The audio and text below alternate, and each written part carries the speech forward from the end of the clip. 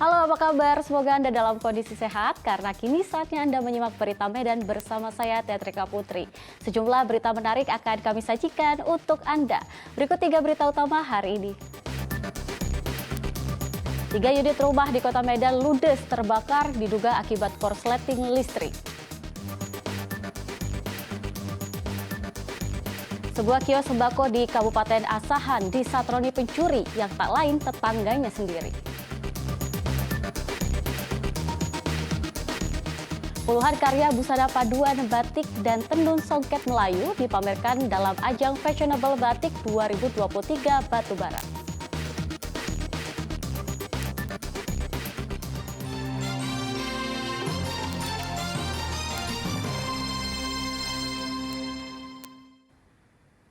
Diduga akibat arus korsleting listrik, 3 unit rumah di kawasan padat penduduk di Medan Maleran ludes terbakar. Tidak ada korban jiwa dalam kejadian ini, namun ditaksir kerugian mencapai ratusan juta rupiah.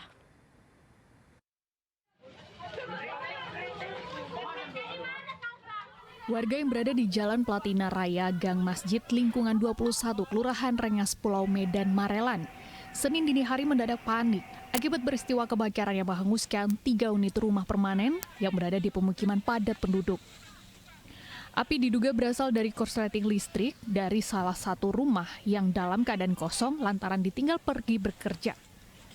Warga sempat berusaha memadamkan api dengan seadanya, namun lantaran banyaknya bahan yang mudah terbakar membuat api semakin membesar. Bahwasanya ada kejadian kebakaran di lingkungan, jadi saya langsung ambil inisiatif menelpon pemadam kebakaran, bekerja sama dengan kawan dengan Kepling, langsung ke wilayah. Sampai di sini api sudah membesar, masyarakat bahu-membahu untuk memadamkan api, menunggu mobil pemadam yang datang. Ini ada berapa rumah yang kebakar? Sekitar 3 rumah, Bang. Platina Raya, Gang Masjid, lingkungan 21, Kelurahan Rengas Pulau, Medan Marelan. Jadi lebih kurang 8 unit yang kami turunkan malam hari ini, dan saat ini sudah pendinginan total. Untuk sementara korban jiwa nihil ataupun luka, jadi penyebab tim investigasi kami bersama kepolisian akan memeriksa kembali lokasi kebakaran. Api baru bisa dipadamkan 1 jam kemudian setelah 8 unit mobil pemadam kebakaran diturunkan ke lokasi. Saat ini kasus kebakaran telah ditangani oleh pihak Polsek Labuhan. Tidak ada korban jiwa akibat kebakaran ini, namun ditaksir kerugian mencapai ratusan juta rupiah. Muhammad Hamdani melaporkan dari Kota Medan. Ya, waspada khususnya bagi Anda pemilik usaha rumahan, sebuah kios sembako di Kabupaten Asahan disatroni pencuri yang tak lain tetangganya sendiri. Bahkan sudah dilakukan beberapa kali dan untuk membuat jengah pelaku, korban pun melaporkan pencurian ini kepada polisi. Pencurian terjadi di sebuah kios sembako Jalan HM Yamin Asahan. Terpantau dari rekaman kamera pengawas, pelaku awalnya mengambil rokok dan uang tunai. Kemudian melihat korban belum mengetahui aksinya, pelaku lanjut mengendap, mengambil tabung gas serta beras. Pelaku dengan leluasa membawa kabur semua hasil curiannya. Akibat kejadian ini, korban, yaitu pemilik kios, mengalami kerugian belasan juta rupiah. Korban mengaku kenal dengan pelaku karena tinggal tidak jauh dari kios lokasi pencurian. Menurut korban, pelaku mencuri di kiosnya bukan yang pertama kali ini saja. Diketahui pelaku telah beberapa kali melakukan pencurian, namun tidak diduga kali ini pelaku tidak bergerak sendirian. Yang diambil gas, rokok, voucher, beras, yang lainnya pokoknya yang berat-berat sama dia lah. Total kerugian kakak ada berapa? Kira-kira ada 10 juta karena dia udah berulang kali. Kenal sama pelakunya kak? Kenal sekali, bahkan tetangga-tetangga. Harapan kakak untuk para pelaku kak? Ya kalau bisa dia mengeluarkan diri lah dari persembunyiannya agar bisa dituntaskan sama polisi karena laporan udah masuk di polisi. Tak ingin main hakim sendiri, selain menyebarkan rekaman CCTV di media sosial, korban juga telah melaporkan kasus ini ke Polres Asahan. Korban berharap polisi menangkap pelaku karena telah berkali-kali mencuri di kios miliknya. Tuti Alewia Lubis melaporkan dari Kabupaten Asahan. Jenazah pria tanpa identitas ditemukan warga mengambang di pinggiran Sungai Deli, Kota Medan. Namun tak ditemukan identitas satupun. Pihak kepolisian pun meminta bagi warga yang merasa kehilangan anggota keluarganya dapat menghubungi pihak Polsek Labuhan.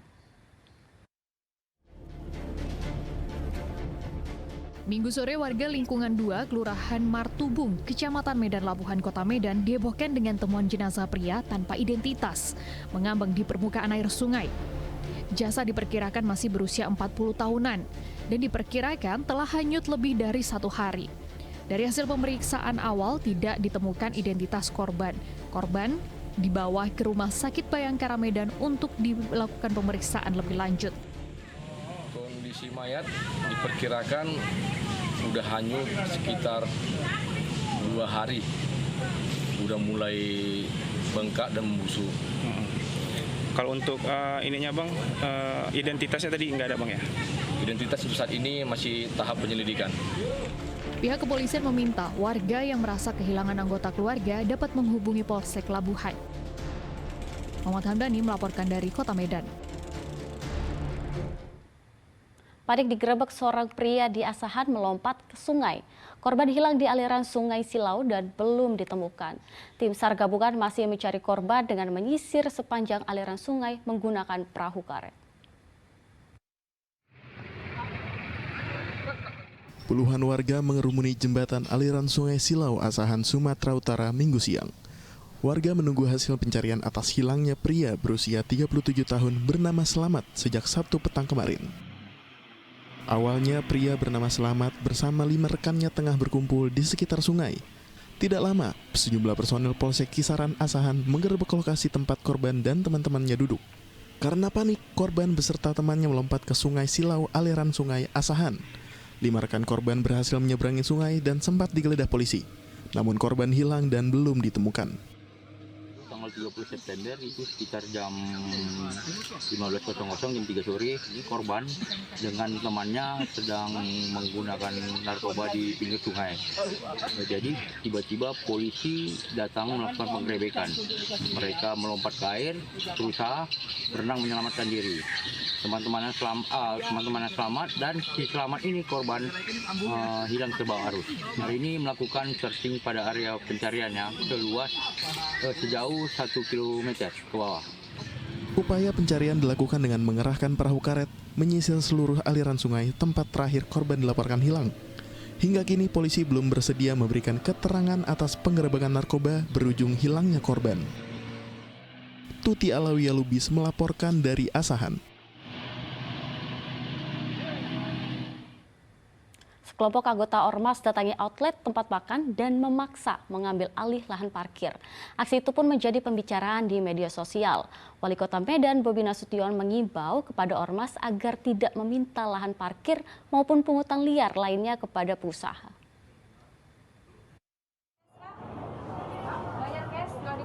Puluhan pemuda beratribut salah satu organisasi kepemudaan mendatangi outlet Mie Gacuan, Jalan Sisingamangaraja, Kota Medan.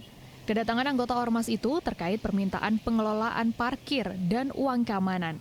Aksi tersebut terunggah di media sosial dan jadi pembicaraan warganet. Manajemen tempat makan yang didatangi Ormas tersebut mengaku merasa resah dan mengganggu operasional. Ormas tersebut sudah berulang kali, ada sampai 5-6 kali, ada yang pakai uniform dan ada juga tidak pakai uniform. Kita sudah juga meminta kepada ketuanya supaya tetap nama kita di atas kertas, tetapi beliau di belakangnya. Tetapi ketua tersebut ngotot supaya parkir tersebut atas nama dia. Bobi Nasution menegaskan semua pengelolaan parkir punya mekanisme di bawah naungan Dinas Perhubungan dan Dinas Pendapatan. Pernyataan itu diungkap Bobi merespon masalah Ormas dengan manajemen Mie Gacuan. Bobi juga mengimbau kepada Ormas agar tidak meminta lahan parkir maupun pungutan liar lainnya pada pengusaha dan pelanggan.